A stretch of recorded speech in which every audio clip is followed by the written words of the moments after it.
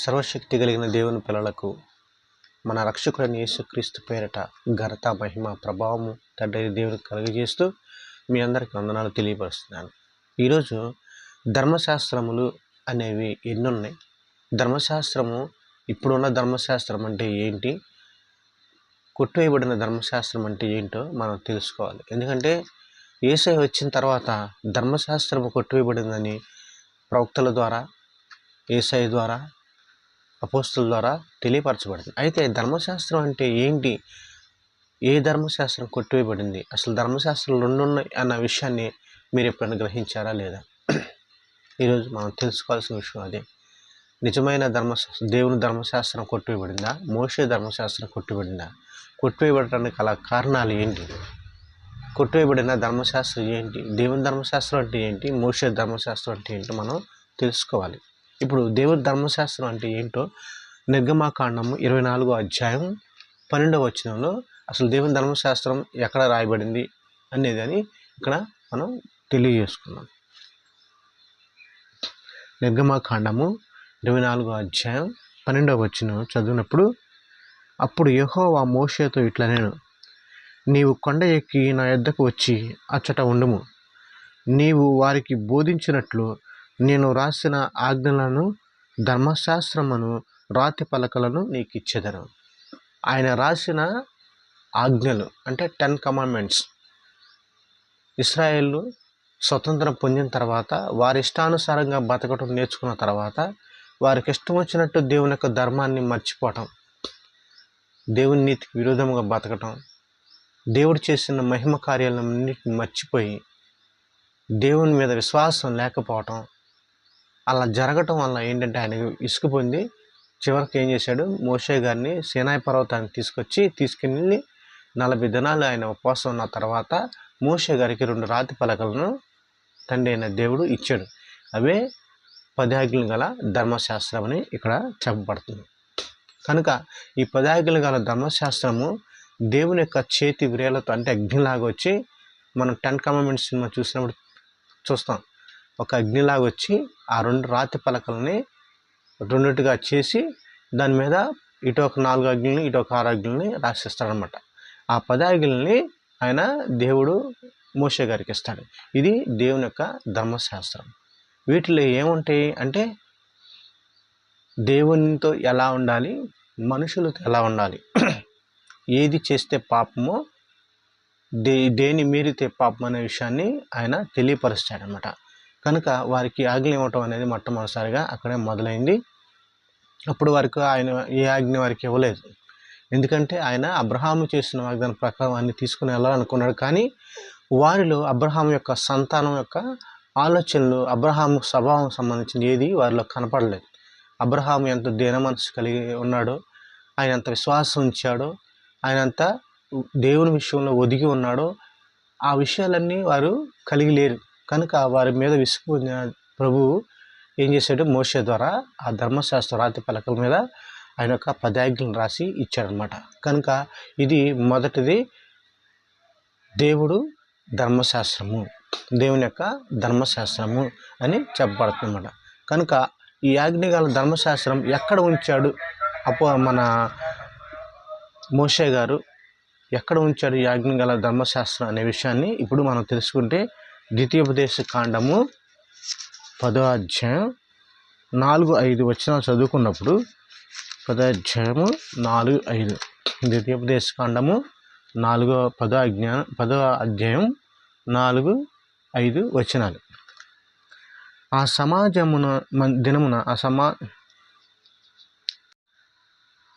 సమాజ దినమున ఆ కొండ మీద అగ్ని మధ్య నుండి తాను మీతో పలికిన ఆ 10 ఆజ్ఞలను మునుపు రాసినట్టు యెహోవా ఆ పలకల మీద రాసెను. యెహోవా వాటిని నాకు ఇచ్చిన తర్వాత నేను తిరిగి కొండ దిగి వచ్చి నేను చేసిన మందసములో ఆ పలకలను ఉంచితిని. యెహోవా నాకు ఆజ్ఞాపించినట్లు వాటిని దానిలో ఉంచితిని. ఏం చెప్పాడు, మోషే గారు కొండ దిగి వచ్చినప్పుడు ఇశ్రాయేలు ఏం చేస్తున్నారు, ఒక దూడను చేసుకొని దాన్ని దేవుడు అనుకొని అనేకులకు ఆ దుర్మార్గులందరూ చాలామంది కలిసి ఆ దూడకి పూజలు చేయటం, నైవేద్యాలు పెట్టడం, బలులు అర్పించడం చేయటం చూసి ఇష్టానుసారంగా బతకడం చూసి దేవుడు వారి మీద కోపగించిన తర్వాత మోషే గారి కూడా కోపం వచ్చి ఆ రాతి పలకల్ని ఇసురు కొడతాడు. అది మొట్టమొదటిసారిగా దేవుడు రాసిచ్చిన రాతి పలకలు, 10 ఆజ్ఞలు గల రాతి పలకలు. ఆ ఇసురు కొట్టంగానే అవి అక్కడక్కడ చెదిరిపోయి పగిలిపోతాయి. తర్వాత మరలా దేవుడు ఆయన్ని పిలుచుకొని మరలా అదే 10 ఆజ్ఞలు గల రాతి పలకలను మళ్ళీ ఇస్తాడు అనమాట. అప్పుడు ఆ ఆజ్ఞను తీసుకెళ్ళి మందసం అనేది ఒకటి ఉంది కదా, వాళ్ళకి ఎప్పుడూ తీసుకెళ్తారు. వాళ్ళు ఎక్కడికి వెళ్ళినా వాళ్ళు జయం పొందాలంటే ఆ మందసాన్ని ముందుకెళ్తారు. ఆ మందసం దాంట్లో ఏముంటాయంటే దేవుని ఆజ్ఞలను 10 ఆజ్ఞలు గల రాతి పలకలు, 2 చిగురించిన అహరోను చేతికర్ర, 3 మన్నా గల పాత్ర. ఈ 3 ఆ మందసంలో ఉంచుతారనమాట. ఆ మందసము వాళ్ళు ఎక్కడికి వెళ్ళినా అక్కడ ఆ మందసాన్ని తీసుకుని వెళ్తూ ఉంటారు. అది లేవీయులు మోస్తూ ఉంటారనమాట. కనుక ఈ మందసంలో ఈ 10 ఆజ్ఞలను మోషే గారు ఉంచుతారు. ఏది దేవుడు చెప్పినట్టుగా అని ఇక్కడ చెప్పడం. కనుక ఈ మందసంలో ఉన్నది 10 ఆజ్ఞలు దేవుని చేత రాయబడిన 10 ఆజ్ఞలని ఇక్కడ తెలియపరచబడుతుంది అనమాట. ఇప్పుడు దేవుని యొక్క ధర్మశాస్త్రం అంటే తెలిసింది కదా. ఇప్పుడు మోషే యొక్క ధర్మశాస్త్రము అంటే ఏంటి, అది ఎక్కడ ఉంచబడింది?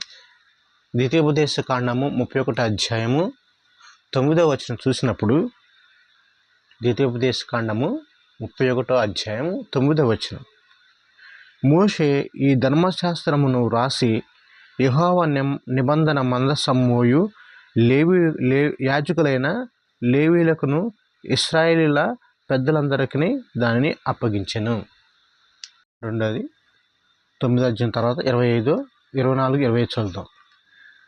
ఈ ధర్మశాస్త్ర వాక్యములు మోషే గ్రంథమందు సొంతముగా వ్రాయుట ముగిసిన తర్వాత మోషే యెహోవా నిబంధన మందసం మోయు లేవీయులను చూచి ఆజ్ఞాపించినదేమనగా, మీరు ఈ ధర్మశాస్త్రం గ్రంథమును తీసుకొని మీ దేవుడైన యెహోవా నిబంధన మందసం ప్రక్కన ఉంచుడి. అది అక్కడ మీ మీద సాక్షార్థముగా ఉండును. ఇది మోషే ధర్మశాస్త్రం. మొదటి దేవుని ధర్మశాస్త్రం ఎక్కడ ఉంది?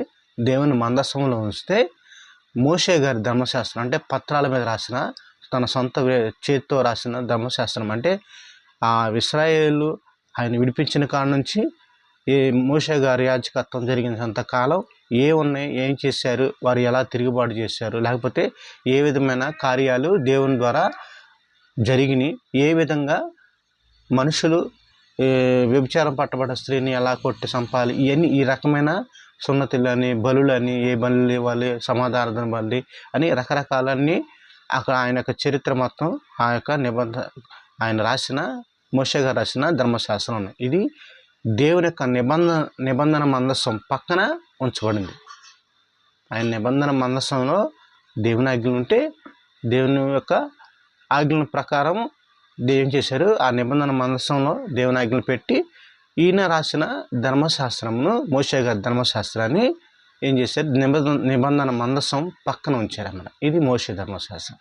ఇప్పుడు కొట్టేయబడిన ధర్మశాస్త్రం ఇది దేవుని యొక్క ఆజ్ఞల లేక ఈ యొక్క మోషే గారి ధర్మశాస్త్రము. ఇవే ఈ 2 ధర్మశాస్త్రాలు. ఇవి యేసయ్య వచ్చినప్పుడు కొట్టివేయబడిన ధర్మశాస్త్రం మోషే ధర్మశాస్త్రము. యేసయ్య ద్వారా స్థిరపరచబడిన ధర్మశాస్త్రము దేవుని ధర్మశాస్త్రము. వాటిలో 10 ఆజ్ఞలు ఉంటాయి. ఆ 10 ఆజ్ఞలు మనిషితో ఎలా ఉండాలి, దేవునితో ఎలా ఉండాలి అనే విషయాన్ని తెలియపరిస్తే మోషే ధర్మశాస్త్రంలో బలులు, సున్నతులు, రకరకాల పరిస్థితులు అంటే వాళ్ళ యొక్క మూర్ఖత్వాన్ని బట్టి వారికి ఏ విధమైన మార్గాన్ని సూచించాలో ఆ మార్గాన్ని ఆ యొక్క మోషే ధర్మశాస్త్రం ఇవ్వబడింది. కనుక వారి యొక్క మూర్ఖత్వం నుంచి జ్ఞానంలోనికి, భక్తిలోనికి యేసయ్య తీసుకుని రావటానికి ఆ ధర్మశాస్త్రాన్ని కొట్టివేశాడు. తన సొంత రక్తము చేత, క్రొత్త నిబంధన రక్తము చేత ఆయన నీతిమంతులుగా తీర్చటం అనేది చేయటం మొదలుపెట్టిన కాడ నుంచి ఇప్పటి వరకు, ఆ కొత్త నిబంధన కాలం నుంచి ఇప్పటి వరకు మనం దేవుని యొక్క ధర్మశాస్త్రాన్ని అనుసరిస్తూనే ఉన్నాము. అంటే వ్యభిచారం చేయకుండా, నరహత్య చేయకుండా, దొంగిలించకుండా, దేవుడైన యెహోవా నామాన్ని వ్యర్థంగా ఉచ్చరించకుండా ఇవన్నీ చేయకుండా ఉంటూ క్రొత్త నిబంధన ధర్మశాస్త్రంను పాత ధర్మశాస్త్రం అంటే మోషే ధర్మశాస్త్రం కొట్టేయబడిన కాలం నుంచి అంటే యేసయ్య చనిపోయిన కాలం నుంచి క్రొత్త నిబంధనను మనం అనుసరిస్తున్నాం.